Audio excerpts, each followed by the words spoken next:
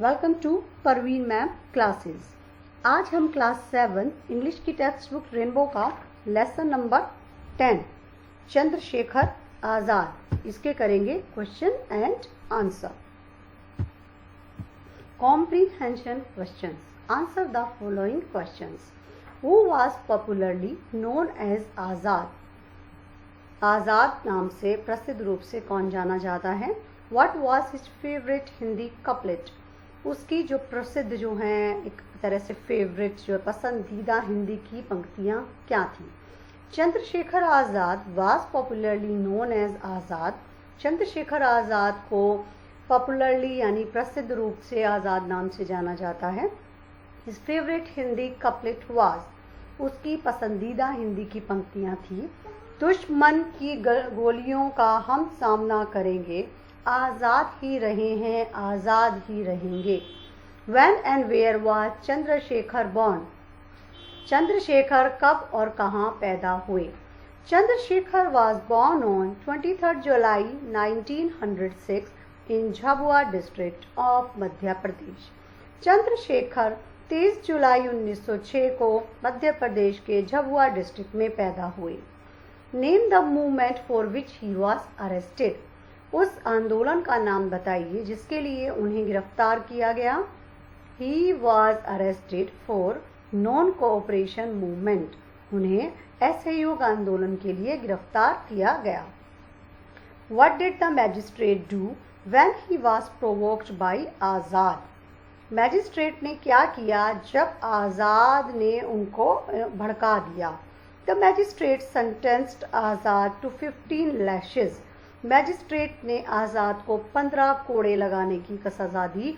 When he provoked him, जब उसने उन्हें भड़का दिया तब।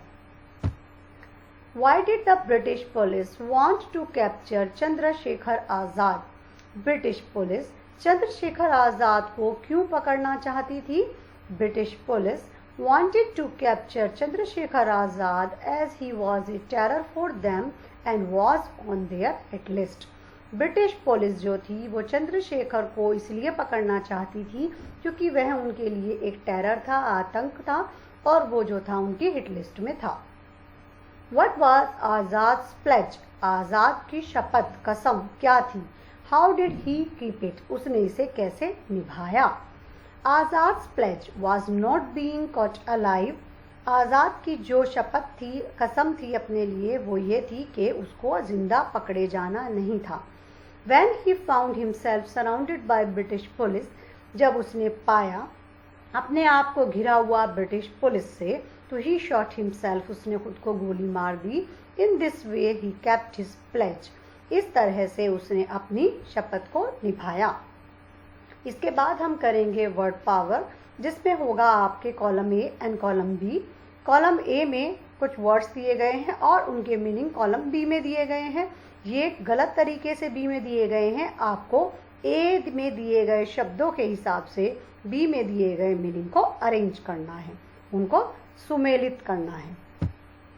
तो क्लच, क्लच का मीनिंग होता है to take hold of something tightly, किसी चीज को बहुत ही टाइटली पकड़ लेना।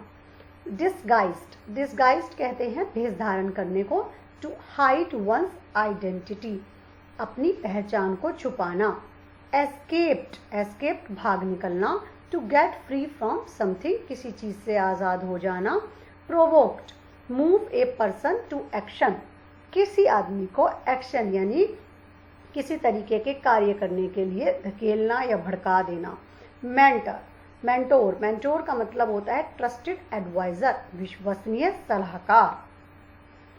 लैंग्वेज प्रैक्टिस, इसमें हम करेंगे कि change the verbs given in the box into past indefinite forms and complete the sentences।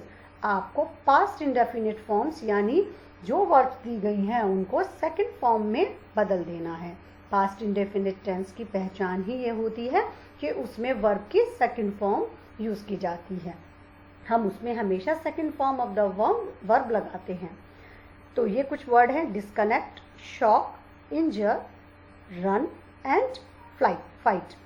Shilpa was shocked, shock का second form, and frightened after the accident. Shilpa जो थी वो सदमे में आ गई और डर गई एक्सीडेंट के बाद। Vineet fell and injured himself. Vineet गिरा और उसने खुद को घायल कर लिया। The water supply was disconnected due to storm. पानी की जो सप्लाई थी वो तूफान के कारण डिस्कनेक्ट हो गई। The rat ran as soon as possible as it saw the cat. Ran run का सेकेंड फॉर्म रैन। जो चूहा था वो दौड़ा जितना उससे संभव हो सका जैसे ही उसने कैट को देखा। The soldier fought bravely in the battle. Fight की सेकेंड फॉर्म फॉट। जो सैनिक थे वो बहुत ही बहादुरी से युद्ध में लड़े। इसके बाद है आपके use the following pairs of words homophones in sentences to bring out the difference in their meanings. One is done for you. ऐसे बहुत सारे शब्द होते हैं इंग्लिश में जो बोलने में बिल्कुल सेम लगते हैं लेकिन उनके मीनिंग अलग अलग होते हैं, यहाँ तक कि उनकी स्पेलिंग भी अलग अलग होती है। उन्हें कहा जाता है होमोफोन्स। होमोफोन्स में आवाज सेम आएगी, जैसे कि सन और सन। सन SUN सन लगाएंगे तो सूरज, और SON उसके लिए बेटे या पुत्र के लिए आता है, लेकिन दोनों की आवाज जो है, ध्वनि जो निकल रही है वो बिल्कुल सेम निकलती है। इस प्रकार के शब्दों को इंग्लिश में होमोफोन्स कहा जाता है, लेकिन उनके मीनिंग और स्पेलिंग अलग होती हैं। एक करके दिखाया है, जैसे कि सीन। सीन ये होता है देखने के लिए आता है। Have you ever seen the sunset at Mount Abu. क्या तुमने कभी माउंट आबू पे सनसेट को देखा है। इसी तरह से सीन दृश्य के लिए होता है। The scene of the sunset at Mount Abu is marvellous. तो ये देखा और सीन का मतलब दृश्य, ये दोनों के मीनिंग अलग अलग होते हैं। कि सनसेट का जो दृश्य होता है माउंट आबू पे वो मार्वलस होता है। अब इसमें कुछ शब्द दिए गए हैं होमोफोन्स के रूप में, तो हमें इसमें देखना है, इनके मीनिंग के साथ इनके वाक्य में प्रयोग करने हैं, सेंटेंसेस बनाने हैं। सन और son. These sun rays are very harmful. ये सूरज की जो किरणें हैं वो बहुत खतरनाक हैं। इसमें एक लगाएंगे फुल स्टॉप, गलती से 2 बार लग गया है। Son, Ram is your son. Ram तुम्हारा बेटा है। इसके बाद में न्यू। न्यू और न्यू दोनों में से सेम आवाज आ रही है, बट दोनों का अर्थ जो है अलग है। She is new in this class. वह इस क्लास में नहीं है। न्यू, आई न्यू दिस, मैं इसे जानता था। Hair and hare. Your hair have lost their shine in these days. तुम्हारे बाल जो हैं वो इन दिनों अपनी चमक खो चुके हैं। अब हेयर, हेयर का सिंगुलर एंड प्लूरल जो है वो सेम होता है। कभी भी हम एक बाल या बहुत सारे बालों के लिए हेयर्स नहीं करेंगे, हम हेयर का सिंगुलर एंड प्लूरल सेम होता है, इसमें S नहीं लगता है। इसके बाद आता है second, lion caught the hare from the bushes. Lion ने झाड़ियों से खरगोश को पकड़ लिया। See and sea, I can see your mistakes. मैं तुम्हारी गलतियां देख सकता हूं, जबकि सी समुद्र को कहते हैं। सी इज वेरी ह्यूज। समुद्र बहुत विशाल है। तो ये होमोफोन्स कहलाते हैं। लास्ट है इसमें, राइट 4 एडजेक्टिव्स विच क्वालिफाई चंद्रशेखर आजाद। तो 4 विशेषण बताने हैं आपको जो कि चंद्रशेखर आजाद की क्वालिटीज को बता रहे हैं। उनको आपको एडजेक्टिव्स को लेना है। जैसे कि वो वर्शिपर हैं, किसके, हनुमान जी के, तो उपासक एक उनका पहला एडजेक्टिव। दूसरा उनके साथ मैच करता हुआ फियरलेस, बिल्कुल वो निडर थे। पैट्रियट, देशभक्त थे। करेजियस, साहसी थे। तो इस प्रकार से इस पाठ के आधार पर ये 4 विशेषण हैं। विशेषण किसे कहेंगे हम, एडजेक्टिव, जो नाउन एंड प्रोनाउन की विशेषता बताते हैं। जैसे कि चंद्रशेखर आजाद नाउन हुआ, इसकी जो क्वालिटीज को बता रहे हैं उनको हम कहेंगे एडजेक्टिव्स।